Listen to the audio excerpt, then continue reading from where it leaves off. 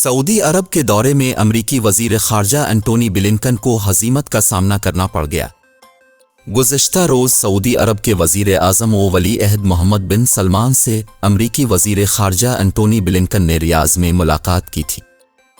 अमरीकी अखबार Washington post के मुताबिक सऊदी वली अहद मोहम्मद बिन सलमान ने पहले तो बरोज़ हफ्ता के अमरीकी वजीर खारजा एंटोनी ब्लिंकन को मुलाकात के लिए घंटों इंतज़ार करवाया और फिर अगली सुबह इतवार को मुलाकात की तो जोर गजा के मासूम फ़लस्तीनियों का कत्ल रुकवाने पर दिया।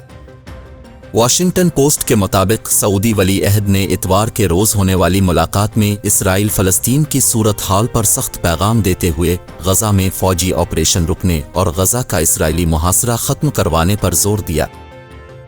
सऊदी वली अहद मोहम्मद बिन सलमान का कहना था कि इसराइली हमलों में मासूम फ़लस्तीनी कत्ल हो रहे हैं। इसराइल को चाहिए कि गजा का मुहासरा ख़त्म करे, गजा को पानी, बिजली और ईंधन की फराहमी बहाल करे। इससे कबल मुलाकात के बाद अमरीकी वजीर खारजा ने कहा था कि सऊदी वली अहद से आगे बढ़ने के लिए कई अच्छी तजावीज़ पर बात हुई है।